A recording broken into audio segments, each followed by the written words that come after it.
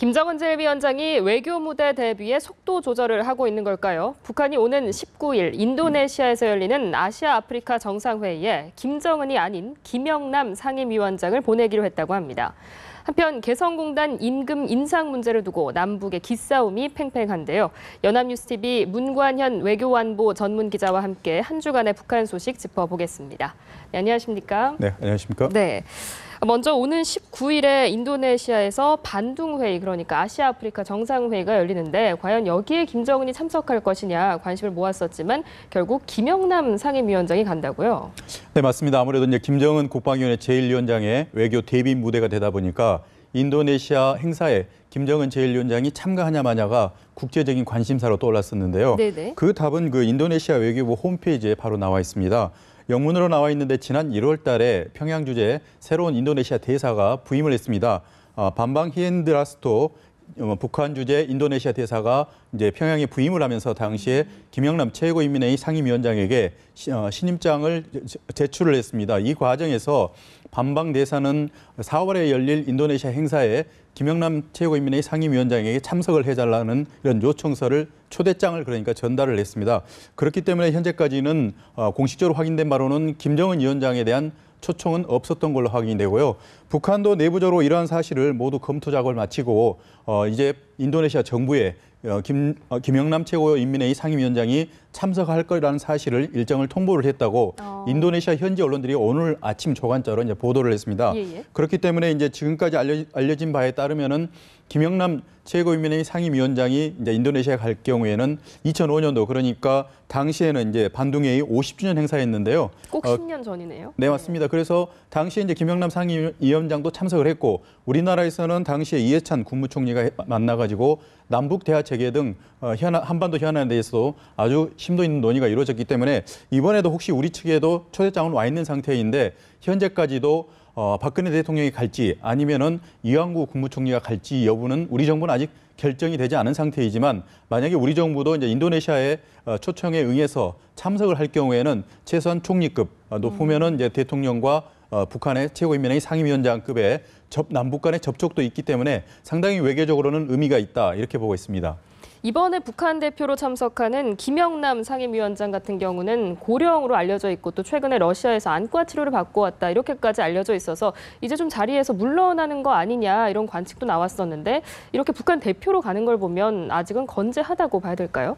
네, 상당히 많은 그 억측이 있었는데요. 예. 김영남 최고인민회의 상임위원장 같은 경우는 1927년 평양 중구역에서 출생한 걸로 지금 공식적으로 확인이 되고 있습니다. 그러니까 올해 나이가 88살. 우리나라로 따지면 이제 미수라고 하는데요. 매우 연로한 상태인데 그동안에 이제 북한의 헌법상 국가 수반 역할을 해왔기 때문에 가장 중요한 행사를 주관을 해왔습니다. 하지만 최근 들어서 이러한 중요 행사에 얼굴을 드러내지 않았기 때문에 신변 이상설이 있어서 많은 사람들의 관심을 가졌는데 예를 들자면은 김영남 최고인민회의 상임위원장 같은 경우에는 북한에서 가장 중요하다고 할 수 있는 광명성절 중앙보고대회 보고자로서 2008년부터 6년 연속 그 보고를 했습니다. 연설 내용을 가지고 이제 보고를 하는데요.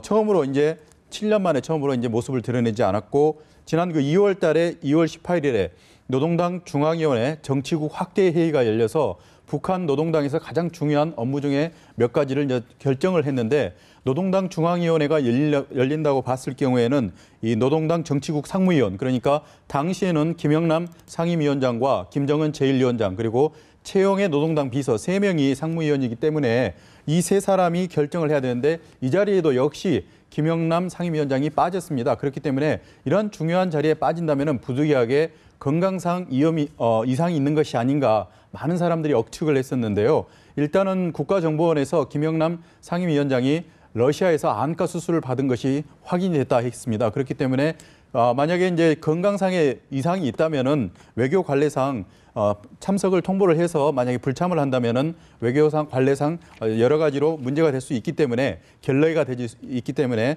최소한 오늘 그 인도네시아 현지 언론 보도가 사실이다면은 김영남 상임위원장은 일단 4월 반둥회의는 반드시 참석할 걸로 지금 예상이 되고 있기 때문에 건강에 크게 이상은 없는 걸로 일단 잠정적으로 결론을 내릴 수 있겠습니다. 이번에는 개성공단 상황을 좀 짚어볼 텐데요. 지금 3월분 임금 지급일이 다가오고 있기 때문에 이 문제가 어떻게 해결이 될지 궁금한데 일단 북한이 입주기업 담당자들에게 인상된 기준에 맞춰서 산정하라 이렇게 지침을 내렸다고요? 네, 맞습니다. 지금 현재 그 남북한 당국 이 고래 싸움에 가운데 끼어있는 우리 민간 기업들의 새우등이 터지는 것이 아닌가 이렇게 걱정하는 분들이 많이 있는데요. 일단은 그 3월 임금을 현 규정상 따지자면은 10일부터 20일 사이에 입주해 있는 기업들이 북한의 근로자들에게 3월분 임금을 줘야 되는데요. 일단 현재로서는 진행되고 있는 상황은 북한 측에서는 임금 인상분을 결정을 해서 우리 측에 일방적으로 통보를 했고요. 북한의 중앙특구개발지도총국이 북한에 있는 우리 남한 기업, 그러니까 개성공단에 입주한 우리 기업들이 임금을 산정을 해야 되는데요. 이 3월 임금을 산정하는 것을 담당한 이 격리 담당자들은 결국 이제 북한 사람이거든요. 이 북한 격리 담당자들에게 북한에 있는 당국에서 인상분을 계산을 해라 이렇게 얘기를 했기 때문에 앞으로는 지금 현재 이 인상분은 계산이 현재 되는 걸로 알 수 있습니다. 하지만 돈을 줘야 될 우리 민간 기업들은 우리 남한 정부에서 그러한 인상분은 지급을 해서는 안 된다. 이렇게 지금 압박을 하고 있기 때문에 과연 10일부터 그러니까 이제 다음 주부터 이제 임금 지불이 시작이 되는데 우리 정부가 인상분을 줄지 북한 측의 요구대로 인상분을 줄지 아니면 우리 당국이 요구하는 기존의 임금을 줄지에 대해서는 상당히 지금 마찰이 예상이 되기 때문에 이 개성공단이 임금 갈등이 다음 주가 이제는 분수령이 될 걸로 많은 분들이 현재 예측을 하고 있습니다. 네. 그 개성공단 같은 경우는 2013년에도 5개월 동안 가동 중단이 된 적이 있기 때문에 같은 사건이 되풀이되는 거 아니냐 이런 우려도 나오고 있는데 그때와 비교했을 때 지금 상황이 얼마나 심각한 건가요?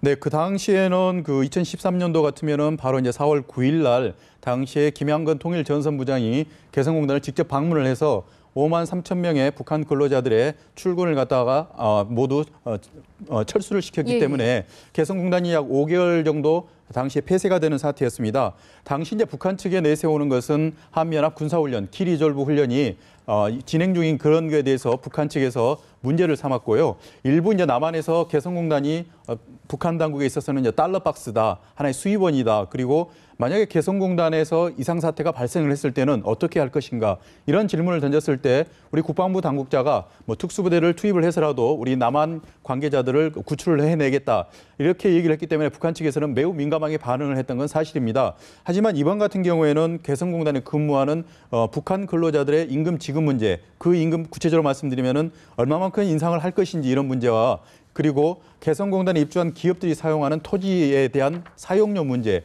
어떻게 보면 굉장히 디테일하고 세부적인 사안들이거든요. 이런 민간 기업과 그리고 북한 당국과 그리고 우리 남한 당국이 서로 협의를 통해서도 얼마든지 풀 수 있는 문제지만 현재까지는 남북 당국 간에 서로 이제 기싸움 형태로 진행이 되고 있기 때문에 약간 이런 데에 서로 해결점을 찾지는 못하고 있는 것은 사실입니다. 하지만 근본적으로 북한이 2013년도에 요구했던 것은 한미연합 군사훈련을 중단해라. 이런 터무니없는 요구를 했어서 결국은 개성공단이 폐쇄되는 사태까지 진행이 됐지만 현재 남북 간에는 임금 인상에 대해서는 여러 각도에서도 특히 우리 정치권에서도 우리 근로자들의 임금 인상 문제에 대해서는 이 문제 여러 가지 의견이 제시가 된 상태이기 때문에 이런 거는 충분히 절차상의 문제만 없다면은 남북 당국 간 그리고 아울러서 결론적으로 남한의 기업들에게도 충분한 합의에 이를 수 있는 여지가 남아 있기 때문에 당분간 이런 부분에 대해서는 진통이 있다 하더라도 크게 파행을 겪지 않을 걸로 현재 지금 지켜보는 분들이 많이 있습니다. 네. 그 방금 지금 속보가 들어왔기 때문에 이 문제를 잠시 짚어보고 넘어가도록 하겠습니다. 북한이 오늘 오후에 단거리 발사체 4발을 시험 발사했다고 군의 한 소식통이 밝혔는데 사거리는 100km 정도라고 하거든요. 앞서서 뭐 개성공단 문제도 살펴봤지만 지금 남북 관계가 썩 좋은 상황은 아닙니다. 이게 혹시 남한에 대한 압박 차원일 수도 있는 건가요?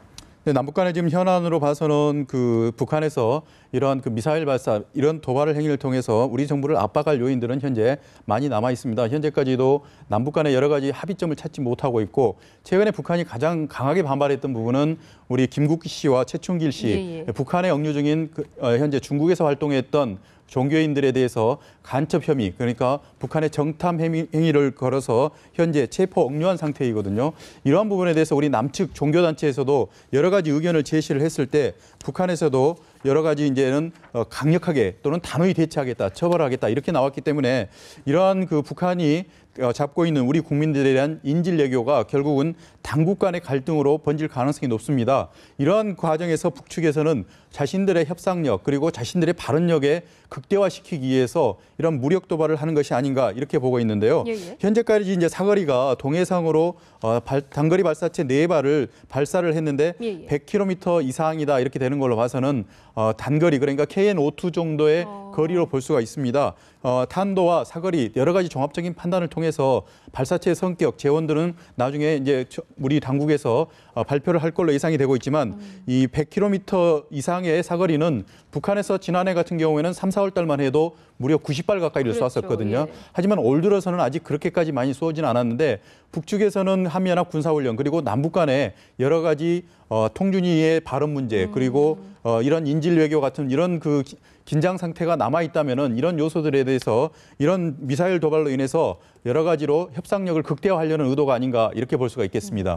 다시 한번 좀 내용을 정리해 보면 북한이 오늘 오후에 단거리 발사체 4발을 동해상으로 시험 발사한 것으로 전해지고 있는데 그 사거리가 100km 정도이기 때문에 뭐 아직까지 정확하지는 않지만 뭐 KN-52 정도로 추정을 하셨고 북한이 정확히 어떤 목적으로 발사를 했는지는 추가적인 분석이 필요할 것 같습니다. 이번에는 그 AIIB 소식인데요. 우리나라는 일단 가입을 했는데 북한이 가입을 원했던 건지 아니면 스스로 철회를 한 것인지 이 부분이 좀 불분명한 것 같거든요. 어떻게 파악하고 계십니까? 네, 현재까지 이제 중국이 주도하는 AIIB 그러니까 아시아인프라투자은행의 가입 여부가 3월 말까지 신청을 모두 다 접수를 했거든요. 현재까지 확인된 국가 신청 국가는 모두 약 50개국 정도로 이제 확인이 되고 있습니다. 굉장히 많은 수다 이렇게 볼 수가 있는데요. 일단 참여를 했을 때 우리가 예상을 못했던 부분 가운데는 유럽에 있는 나라들이 참여를 많이 했습니다. 영국, 프랑스, 독일, 이탈리아 등 유럽에서만 무려 12개 나라가 이번에 신청 의사를 밝혔고요. 만약에 여기에다 최근에 이제 의사를 밝혀온 노르웨이와 아이슬란드까지 포함이 된다면은 14개 나라로 이제는 확대가 될 수가 있습니다. 대양주 국가로서는 이제 호주와 뉴질랜드 이 두 나라가 했고 다만 그 중남미와 아프리카에서는 아무래도 지리적으로나 여러 가지 경제적으로 관계를 따졌을 때는 멀리 떨어져 있기 때문에 중남미에서는 브라질 그리고 아프리카 지역에서는 이집트 이 두 나라만이 참가를 신청했습니다.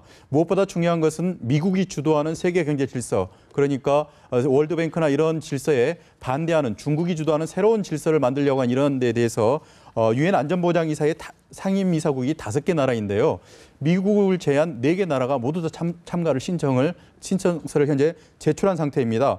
그렇기 때문에 미국 그리고 일본을 제외한 일부 국가 말고는 대부분 이 AIIB 가입에 대해서 희망을 찬성한다는 이런 의사를 보인 상태라면은 중국 측에서 이 주도하는 AIIB 카드는 이제는 어느 정도 성공 단계로 접어들었다 이렇게 또 볼 수도 있겠습니다. 우리 정부도 역시 여러 가지 안보는 미국 그리고 경제는 중국과 한다는 이런 전략을 세우고 결국 이제 가입 의사를 밝혔기 때문에 우리로서도 이제 중국과 여러 가지 이제 지분 문제 등에 대해서 협의를 할 걸로 보이거든요. 그렇기 때문에 이제 중국의 이 6월 말까지 만약에 이러한 지분 문제 등이 모두가 끝난다면은 이러한 그 AIIB 투자에 참여를 통해서 우리도 본격적인 여러 가지 해외 경제 투자를 할 수 있을 걸로 현재 예상하고 있습니다. 그렇군요. 그 지금 방금 전해드린 단거리 발사체 발사 소식과 관련해서 추가적인 내용이 들어온 게 있어서 다시 한번 짚어보도록 하겠습니다. 그 발사 시점이 지금 들어오고 있는데 오후 4시 15분부터 5시까지 서해 동창리 일대에서 발사를 한 것으로 알려지고 있고요. 저희가 그 발사 목적에 대해서 앞서서 좀 분석을 해주셨는데 뭐 독수리 훈련, 현재 진행 중인 독수리 훈련이나 또 대북전단 등에 대한 무력 시위성으로 지금 분석이 되고 있습니다. 저희가 좀 주목할 만한 점은 김정은 제1위원장이 참관을 한 것으로 추정된다는 점인데요. 이 부분에 대해서 어떻게 분석할 수 있을까요? 네, 북한에는 그 미사일 발사 기지가 약 10여 군데가 되는데 특히 가장 그 특징적인 것이 서해 동창리에 있는 서해 발사대입니다. 서해 발사대 같으면 많은 분들이 지금 기억이 날 수밖에 없는 게 2012년도에 북한에서 장거리 로켓 은하 3호를 발사한 장소가 이 서해 동창리에 있는 서해 위성 발사대입니다. 여기에서 당시에도 이제 김정은 제1위원장이 직접 참관하는 가운데 발사를 했고 또 성공을 했었거든요. 만약에 이제 김정은 제1위원장이 그동안에 무수히 쏘아 올렸던 그 KN-5투 정도의 단거리 미사일이라면은 참관할 가능성은 그래 높지는 않지만 직접 참가를 했다면은 현재까지로는 사거리가 100km라면은 일단은 우리가 단거리라고 추정을 하지만 북한에서는 그 미사일의 이런 그 재원 그리고 사거리를 수시로 바꿔가면서 성능 테스트를 하고 있거든요. 그렇기 때문에 단거리 미사일을 넘어서는 중거리 미사일도 만약에 발사 각도를 높인다거나 그리고 탄도 중량을 높이면은 거리가 짧아질 수밖에 없는데 그러한 차원에서 새로운 무기를 만약에 개발을 해냈고 그러한 개발에 대해서 김정은 제1위원장이 참관하는 가운데 직접 발사하는 장면을 보여주고 싶었다면은 이 재원이 가져오는 의미에 대해서는 상당히 남북 관계는 여러 가지 파장을 몰고 올 수 있는 요인도 될 수 있다 이렇게 볼 수가 있는데요. 현재까지는 그렇게 길지 않은 사거리이기 때문에 일단 현재 KN-5투 정도로는 제가 말씀을 드렸지만 향후에 이제 면밀한 검토를 통해서 왜 김정은 제1위원장이 직접 참관할 정도라면은 뭔가 의미 있는 새로운 신형 무기가 개발되지 않았을까? 특히 김정은 제1위원장 같으면은 노동당 그 확대를 통해서 그동안에 첨단 무장 장비를 개발해라 이렇게 지시를 한 상태가 있거든요. 그 첨단 무장 장비에는 미사일이 특히 포함이 돼 있습니다. 그래서 북한에서는 이제는 본격적으로 미사일 개발이 진행이 됐을 걸로 보고 만약에 그러한 그 지시가 있은 이후에 처음 있는 성과라면은 김정은 제1위원장도 매우 의미를 부여했을 걸로 현재 우리가 예측을 할 수가 있습니다. 그렇기 때문에 향후에 이런 추후에 우리 당국의 발표 자료를 통해서 면밀하게 한번 검토를 해봐야 될 사안이라고 볼 수 있겠습니다. 그러니까 이게 남한에 대한 무력 시비성일 수 또 있지만 어떤 새로운 기술에 대한 개발 목적일 수도 있다 이렇게 분석을 해주셨는데 여기서 하나 더 궁금해지는 점은 이게 만약에 독수리 훈련에 대한 무력 시비였다면 독수리 훈련이 4월 24일까지 계속되지 않습니까? 이번에는 단거리에 그쳤다고 하더라도 추가적으로 뭐 중거리 미사일을 발사할 가능성도 배제할 수 없는 거 아닌가요? 네, 맞습니다. 지난해 그 3월 24일 당시에는 이제 한미일 정상회의가 네덜란드에서 열렸었는데요. 정상회담 개시 시점에 맞춰가지고 노동미사일을 발사를 했습니다. 노동미사일 같으면 사거리가 이제 1,200km 정도 되는데 북한에서는 아까 제가 말씀드린 대로 이 1,200km가 날아갈 경우에는 일본의 어떤 그 영해에 침범할 수 있기 때문에 외교적 마찰이 소지가 높다고 판단을 해서 결국은 절반으로 줄여서 600km 정도만 날린 상태였지만 노동미사일 발사가 갖는 의미는 상당히 컸습니다. 그만큼 이번에도 역시 그 사거리는 발사하는 주체가 얼마든지 판단에 따라서는 조절을 할 수 있는 상태고 그러한 그 조절하는 것 자체가 미사일 능력의 하나 일부로 평가를 받고 있기 때문에 일단은 남한에 대해서 단순히 위협성 미사일이었다면 단거리 미사일 가능성은 낮고요. 새로운 신형 미사일을 개발을 해냈고 김정은 제1위원장에게 어느 정도 그 재가를 받는 차원에서 김정은 제1위원장의 참관하에 발사를 해서 결국은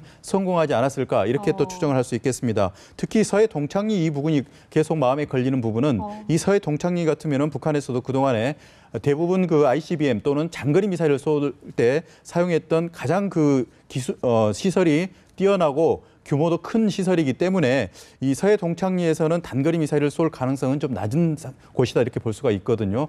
그렇다면은 김정은 제1위원장이 지시가 있은 이후에 북한에서 그동안에 축적해온 미사일 기술을 개발을 극대화시켜가지고 가장 빠른 시기 내에 새로운 그 미사일을 개발해내지 않았을까 조심스럽게 좀 추정을 해보고 있습니다. 네, 저희가 뭐 단거리 발사체를 북한이 4발 시험 발사했다라는 소식을 전해드렸는데 지금 사거리가 100km이기 때문에 단거리 발사체로 추정은 되지만 이게 또 서해 동창리 일대에서 발사를 했고 김정은 제1위원장이 특별히 참관을 했기 때문에 어떤 새로운 미사일 개발의 가능성도 배제할 수는 없는 상황인 것 같습니다. 일단 오늘 말씀은 여기까지 듣겠습니다. 지금까지 연합뉴스TV 문관현 외교안보 전문 기자였습니다. 고맙습니다.